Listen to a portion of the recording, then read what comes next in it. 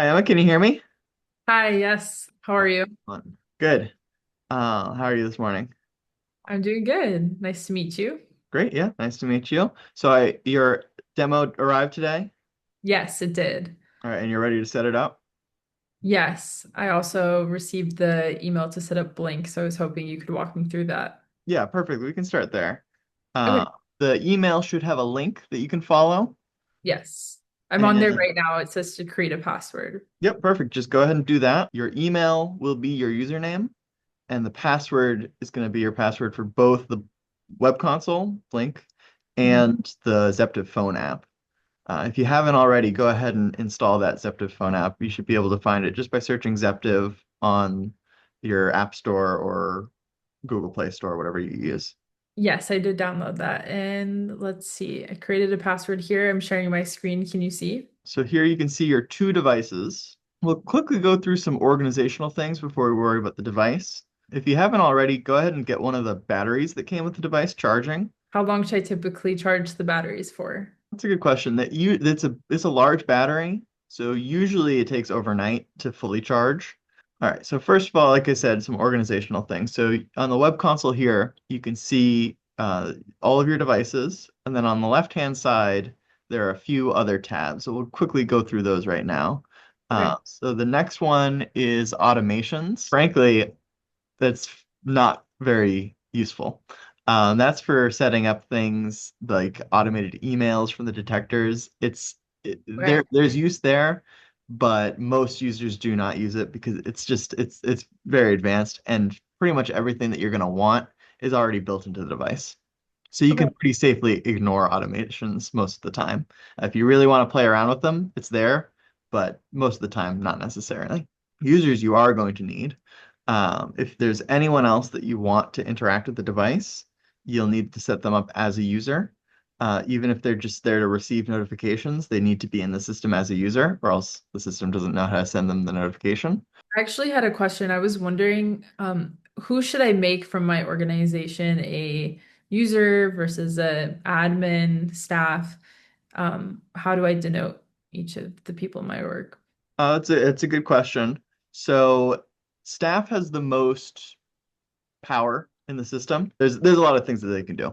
And so you want to have your most trusted users and the people who are actually going to be dealing with the devices like on a organizational level set up as admins. So if it's just a teacher who is going to be there to respond to the alerts, they can Mhm. just be a user Okay. because they're able to get the alerts, but they're not necessarily going to be going into the web console to look at the data, Mhm. and they're certainly not going to be making any changes. Staff can be good for people who are going to maybe be going in and looking at things more frequently, but again, not necessarily making changes. So this might be your maintenance team, whoever's going to be changing out the batteries and people like that. And then admins is going to be people who you want actively managing the system.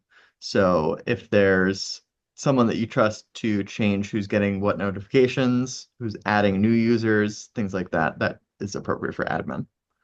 Okay, and how do I go about changing their titles? Well, for example, for you, actually, if you could share your screen again, you're the only user currently in your organization Mhm. because we just went through and accepted that invitation. In the top right-hand corner, there's a button that will allow you to add new users. When you do Okay. that, you can designate what role they want to have. And what is Uh, factory? Factory, that's something that we use in production and not relevant on a user basis. Okay, so I just need their email, their name, their role, and do I need to add their phone number or is that not required? No, if you don't have their phone number or if they don't want you to use their phone number, you can leave that blank. Okay. Only the email and name are required. If you hover over your line on the table there and go to the right-hand side, there should be a three dot button that comes up. And Okay. the first option there is edit.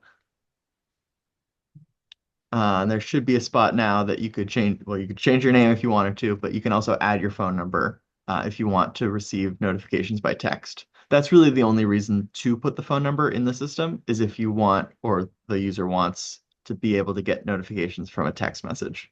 Okay. Otherwise, they don't need to have it. How many people can I add to my organization? It's a good question. We hear this every once in a while. I don't actually have a clear answer, but that's because it's never been an issue.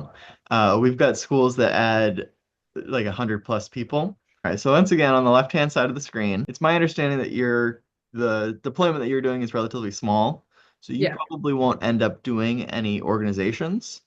But say you were a school district and you Hmm. had a middle school or two middle schools and a high school, then you might want to set up organizations to be under your district level org Right. for the middle schools and the high school. This is a way to keep both users and the detectors that are associated with each of those schools separate. So again, for your application, probably not necessary. And I could upload my school's logo right here. And if you were to set up those sub-organizations, then again, let's say it's a middle school and a high school, then users that you add to the middle school wouldn't be able to see the devices or the users from the high school, and Mhm. vice versa. But you at the district level org on top would be able to look down into both. And then the final thing there is locations. Mhm. This is another one that isn't probably going to be very helpful in your use case. This is a way to tag the different detectors or organizations that you make with real location data, like the street address where it's installed. So for most applications, it's not really relevant because they're just all in the same building, and so it's just kind of redundant. You know which building you have, and so you know what your address is. You don't need to plug it in here. We do have some, like I said, some larger deployments where they're more spread out, and this can be useful in that case. If I end up getting another device, will it automatically be added here, or do I need to add it myself? Yep, it will be automatically added. As part of our production, we do a final test. And once that and the final test involves basically all of the functionality. And once that final test is done, we just move the detector that has been tested into your organization. And as soon as it arrives, it should be ready to go. Speaking of that, we can go ahead and take a look at one of your detectors. What is this screen? Yeah, so this is the dashboard for the detector. It carries a lot of information that is quite useful and relevant to how the detector is working. So this is a snapshot of all of the data that the detector sends out from the last time it connected. So like I said, before we send it to you, we do a final test.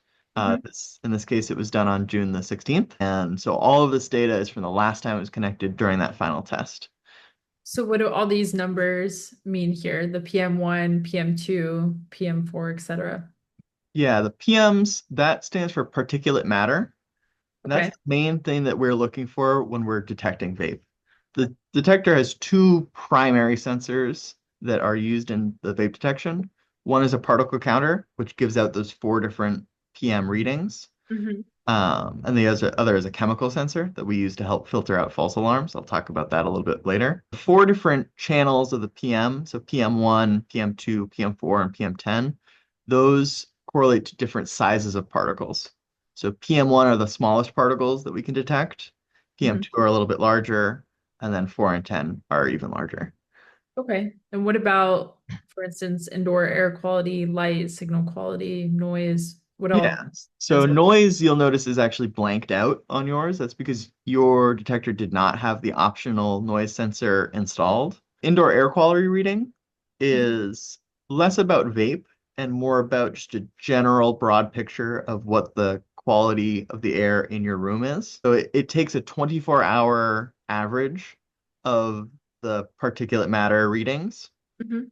and the average here is actually quite high because it was only on for a very little amount of time whenever we did the final test and we were spraying vape at it. So that's going to push it higher. But usually that'll be in the single digits Mhm. if the air in your room is clean. If it gets up above 65, Mhm. that is the threshold for an indoor air quality alert.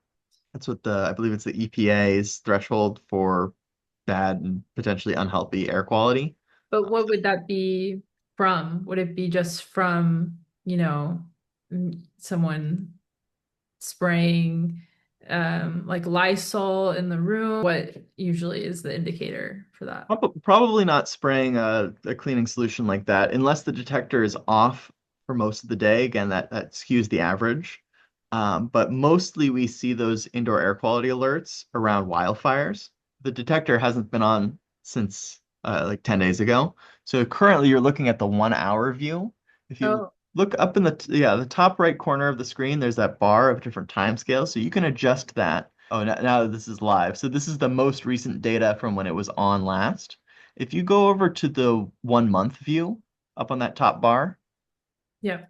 and this shows the little slice of time when the detector was on for our final test.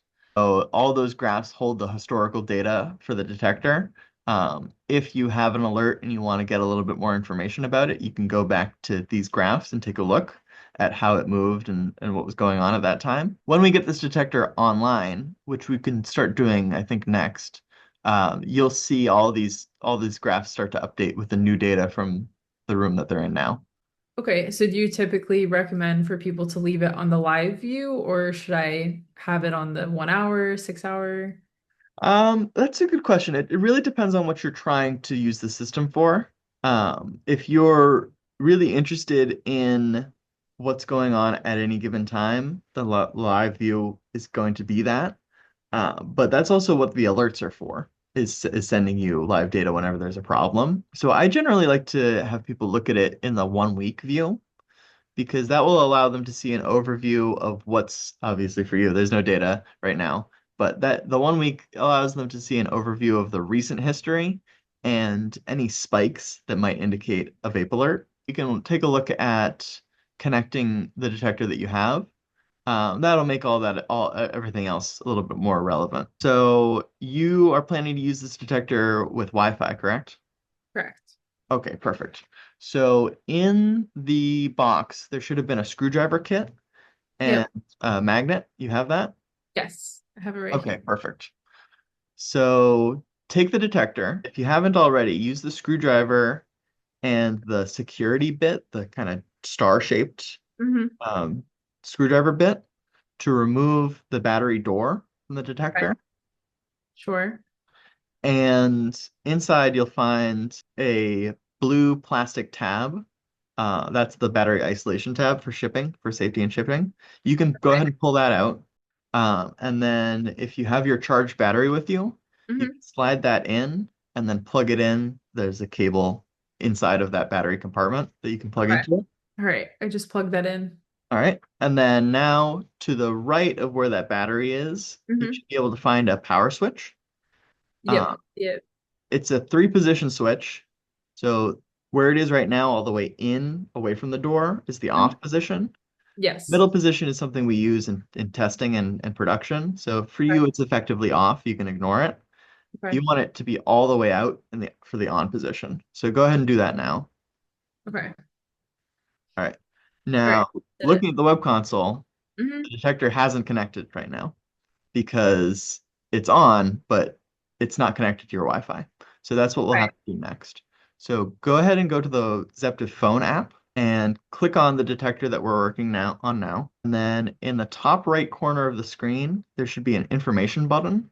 Click on that. In the same spot now, there should be a three-dot button. Okay. And then that brings up a menu, and one of the options should be add Wi-Fi credentials. Yep. I see. Um, that, by the way, is one of the features that is only available if you're an admin. So if you're a user, you might not see that, and you might need to get an admin involved to do this step. Okay. But obviously you've got it, so you can click on that, and from there, the app will basically walk you through the next steps. The first of them is going to be taking that magnet from Sure. the screwdriver kit. On the side of the case, on one of the short sides, there should be a triangle molded into the detector. Do you see Yeah. that? Yes. Okay. Go ahead and take the magnet and hold it up to that triangle. There should now be a blue and white flashing light after you had Yeah. the magnet. Okay, great. Yes. So you can take the magnet away now. Okay. That light should continue to switch between blue and white. Yes. That indicates that the Bluetooth listening mode has been turned on. Okay. What does that mean? That's going to allow your phone to pair with the detector, and Okay. that's how you'll communicate the Wi-Fi credentials to the detector. So now in the app, you should have the option to pair. Yes, I see that here. And from there, like I said, the app will pretty much walk you through all the steps. You'll give it your Wi-Fi password and the um, the SSID, the name of the network. Yes. And once you've gone through that, it will take a minute and it'll try to connect. If everything has worked, it Yeah, should connect to looks the Wi-Fi now. it seems like that just went through. So it did connect there a couple minutes ago. We can go if you wave your hand over, there's like a cloudy white dome on the front of the detector. Hmm. That's the motion sensor. Okay. So during regular operation, the detector is going to go into a standby sleep mode. That's what we just saw on the web console. Mhm. That's a feature for it to save battery life whenever there's nobody in the room. It waits until the motion sensor gets triggered, and then it will fully connect to the detector. Based off of this, the room you're in is very clean, so that's good. And in the top right corner of the screen here, this is where you'll be able to modify your notification settings. So Oh, this is a list of all the different alerts that the okay. system can send out. So by default, we've turned on pretty much all of them for you. But if you click into, for example, Vape Alert at the top of the list, Hmm. this is where you could add specific users that you want to get the alerts and turn it on for different channels. Next to the where that bell icon was earlier, that action bar of icons, there's a three dot menu Hmm. and there's an option to rename. Okay. That changes the name of the detector. I usually like to suggest that you name the detector basically after the room that it's in. Um, Can I say this, like bathroom one? yep, you could call it bathroom one. It could be boys' restroom, first floor, whatever makes sense for the application it's in. The other thing is in the again on the left-hand side, but now going up, right under the Zeptive logo, a dashboard. Yeah, that brings you to the Zeptive Fleet Insights.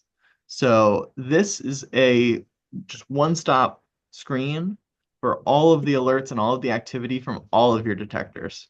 So obviously we've only just set up the one, and so it only has this one alert that we just generated that proximity alert from bathroom one. But once you have your other detectors set up and they have some more alerts, this will be a one place that you can go to just monitor everything. Did you have any final questions? No, that's everything. Thank you so much. Yeah, no problem. Thanks for listening to me ramble. If you need anything, like I said, you can go ahead and call us or go to support@zepto.com.